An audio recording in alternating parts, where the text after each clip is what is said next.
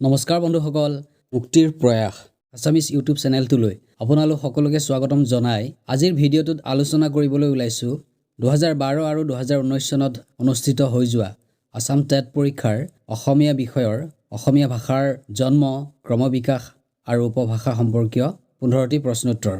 গতিকে পলম নকৰি আহকচোন ভিডিঅ'টোলৈ আগবাঢ়ো। আজিৰ প্ৰথম প্ৰশ্নটো হৈছে অসমীয়া ভাষাৰ মূল কি? ইয়াত 4টা অপশ্যন দিয়া আছে। অপশ্যন এ ভাৰতীয় আৰ্য ভাষা, বি অষ্ট্ৰিক ভাষা, চি দ্ৰাবিড় ভাষা আৰু ডি টাই আহোম ভাষা। ইয়াৰ শুদ্ধ উত্তৰটো হৈছে অপশ্যন এ ভাৰতীয় আৰ্য ভাষা। পৰৱৰ্তী প্ৰশ্ন, অসমীয়া ভাষাৰ সাহিত্যিক নিদৰ্শন কি? এ ৰামায়ণী গীত, বি চৰ্যা গীত, চি বৰগীত আৰু ডি বিহুগীত। ইয়াৰ শুদ্ধ উত্তৰটো হৈছে অপশ্যন বি চৰ্যা গীত। পৰৱৰ্তী প্ৰশ্ন, এটা ভাষাত কেইটা উপভাষা থাকিব পাৰে? অপশ্যন এ এটা, বি দুটা, চি বহুতো আৰু ডি এটাও নাথাকে। ইয়াৰ শুদ্ধ অপশ্যনটো হৈছে চি বহুতো, অৰ্থাৎ এটা ভাষাত বহুতো উপভাষা থাকিব পাৰে। পৰৱৰ্তী প্ৰশ্ন, কোনটো আঞ্চলিক ৰূপৰ ভিত্তিত মান্য অসমীয়া ভাষাই গঢ় লৈ উঠিছে? এ শিৱসাগৰ, বি কামৰূপ, চি লখিমপুৰ আৰু ডি গোৱালপাৰা। ইয়াৰ শুদ্ধ উত্তৰটো হৈছে অপশ্যন এ শিৱসাগৰ। পৰৱৰ্তী প্ৰশ্ন, হিউৱেন চাঙৰ মতে কামৰূপৰ ভাষা মধ্য ভাৰতীয় ভাষাতকৈ কিছু পৃথক। ইয়াত উল্লিখিত কামৰূপৰ ভাষা বুলি তেওঁ অসমৰ কোনটো ভাষাৰ কথা ক'ব বিচাৰিছে? Option A Rabha, B Bodo, C Asomiya আৰু ডি তিৱা। ইয়াৰ শুদ্ধ উত্তৰটো হৈছে অপশ্যন চি অসমীয়া। পৰৱৰ্তী প্ৰশ্ন, তলৰ কোনটোক প্ৰাক শংকৰী যুগৰ সমল হিচাপে ধৰিব পাৰি? অপশ্যন এ প্ৰহ্লাদ চৰিত, বি শ্ৰীকৃষ্ণ কীৰ্তন, চি চৰ্যাপদ আৰু ডি বৰগীত। ইয়াৰ শুদ্ধ উত্তৰটো হৈছে অপশ্যন এ প্ৰহ্লাদ চৰিত। তাৰপিছৰ প্ৰশ্ন, কোনখন গ্ৰন্থৰ মতে নৰকাসুৰে প্ৰথমতে কিৰাতসকলক পূবে দিক্কৰ বাসিনী আৰু দক্ষিণে সাগৰৰ ফালে খেদি কামৰূপত ব্ৰাহ্মণ আৰু উচ্চ বৰ্ণৰ লোকসকলক প্ৰতিষ্ঠা কৰি ব্ৰাহ্মণ্য ধৰ্মৰ প্ৰসাৰ ঘটায়? অপশ্যন এ যোগিনী তন্ত্ৰ, বি কালিকা পুৰাণ, চি হস্তি বিদ্যাৰ্ণৱ আৰু ডি বুৰঞ্জী। ইয়াৰ শুদ্ধ অপশ্যনটো হৈছে অপশ্যন বি কালিকা পুৰাণ। পৰৱৰ্তী প্ৰশ্ন, অসমীয়া ভাষাই স্বকীয় ৰূপ লাভ কৰিবলৈ আৰম্ভ কৰে এ সপ্তম শতিকাত, বি দশম একাদশ শতিকাত, চি পঞ্চদশ শতিকাত আৰু ডি ঊনবিংশ শতিকাত। ইয়াৰ শুদ্ধ উত্তৰটো হৈছে অপশ্যন বি দশম একাদশ শতিকাত। পৰৱৰ্তী প্ৰশ্ন, অসমীয়া ভাষাৰ উদ্ভৱ কোনবিধ প্ৰাকৃতৰ পৰা হৈছে? Option A Paishachi Prakrit, B Sauraseni Prakrit, C Maharashtri Prakrit আৰু ডি মাগধী প্ৰাকৃত। ইয়াৰ শুদ্ধ উত্তৰটো হৈছে অপশ্যন ডি মাগধী প্ৰাকৃত।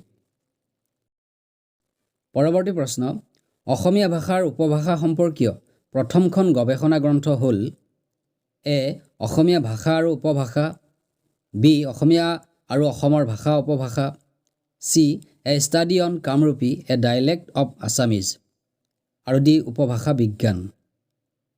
ইয়াৰ শুদ্ধ উত্তৰটো হৈছে option C A study on Kamrupi A dialect of Assamese. পৰৱৰ্তী প্ৰশ্ন, অসমীয়া ভাষা উদ্ভৱ সম্পৰ্কে তলত উল্লেখ কৰা কোন ভাষাবিদে কি মত আগবঢ়াইছে? শুদ্ধটো বিচাৰ কৰা। এ দেৱানন্দ ভৰালী, সিফালে দিয়া আছে ওৱান প্ৰাচ্য পশ্চিমাৰ মিশ্ৰণ, বি কনকলাল বৰুৱা, সিফালে 2 পৈশাচী প্ৰাকৃত, চি কালিৰাম মেধি আৰু ইফালে 3 কামৰূপী আৰু সৌমাৰ প্ৰাকৃত আৰু ডি বাণীকান্ত কাকতি, ইফালে 4 মাগধী প্ৰাকৃত। এতিয়া কোনজন ভাষাবিদে কি মত আগবঢ়াইছে মিলাব লাগে। এতিয়া অপশ্যন দিয়া আছে অপশ্যন এ 4 অৰ্থাৎ এৰ লগত 4টো মিলিব, ঠিক তেনেকৈ বি 3, চি 1, ডি 2, ঠিক তেনেকৈ option B A3, B2, C1 আৰু D4। Option C A1, B4, C2 আৰু D3। Option D A2, B4, C3, D1। ইয়াৰ শুদ্ধ উত্তৰটো হৈছে অপশ্যন বি, অৰ্থাৎ এৰ লগত 3 নম্বৰটো মিলিব। A3, B2, C1 আৰু D4। পৰৱৰ্তী প্ৰশ্ন, তলত দিয়া গদ্যৰ নিদৰ্শনটো ক'ৰ পৰা তুলি দিয়া হৈছে? তাকে শুনি লক্ষ্মীনাৰায়ণে দিলাক খেদি আহিল, বংগালে খাই বাক নাপায়, গতৰ ভিতৰতে শুকাই মৰে, তাহানাৰ মুখত আহনাৰ সংগে, তেৱে গুৱাহাটীত ধৰিলে যায় অজ্ঞানত মৰিছা। অপশ্যন এ কথা গীতাৰ পৰা, বি চৰিত পুথিৰ পৰা, চি বুৰঞ্জীৰ পৰা আৰু ডি হস্তি বিদ্যাৰ্ণৱৰ পৰা। ইয়াৰ শুদ্ধ উত্তৰটো হৈছে অপশ্যন চি বুৰঞ্জীৰ পৰা। পৰৱৰ্তী প্ৰশ্ন, তলৰ কোনটো বাক্য অশুদ্ধ? এ কামৰূপৰ তামৰফলি আৰু শিলালেখাবোৰত প্ৰাকৃতৰ নিদৰ্শন পোৱা যায়। বি গাঁৱৰ নাম, নদীৰ নাম আৰু মানুহৰ নামৰ প্ৰয়োগত অসমীয়া ৰূপৰ প্ৰথম নিদৰ্শন পোৱা যায়। চি ৰাৰ অপভ্ৰংশৰ পৰা অসমীয়া ভাষাৰ সৃষ্টি হৈছে। আৰু ডি কামৰূপী উপভাষাৰ পৰাই উজনিৰ ভাষাটো সৃষ্টি হৈছে। ইয়াৰ শুদ্ধ অপশ্যনটো হ'ব অপশ্যন চি ৰাৰ অপভ্ৰংশৰ পৰা অসমীয়া ভাষাৰ সৃষ্টি হৈছে। পৰৱৰ্তী প্ৰশ্ন, Assamese its formation and development নামৰ গ্ৰন্থখনৰ ৰচক হ'ল? Option A doctor Birinchi Kumar Barua, B doctor Banikanta Kakati, C doctor Upendranath Goswami আৰু ডি ডক্টৰ গোলোক চন্দ্ৰ গোস্বামী।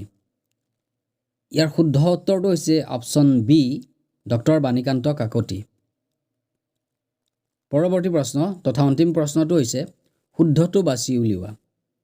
এ উত্তৰ পশ্চিমাঞ্চলৰ প্ৰাকৃতৰ নাম পৈশাচী, বি বংগ অপভ্ৰংশৰ পৰা উত্তৰ মধ্যবংগৰ ভাষা সৃষ্টি হৈছে, চি বৰেন্দ্ৰৰ পৰা পূৰ্ববংগৰ ভাষাৰ সৃষ্টি হৈছে আৰু ডি চৰ্যাপদৰ ৰচকসকলৰ অসমৰ লগত সম্পৰ্ক নাছিল। ইয়াৰ শুদ্ধ উত্তৰটো হ'ব অপশ্যন এ উত্তৰ পশ্চিমাঞ্চলৰ প্ৰাকৃতৰ নাম পৈশাচী। বন্ধুসকল, আজিৰ ভিডিঅ'টোত ইমানেই আছিল।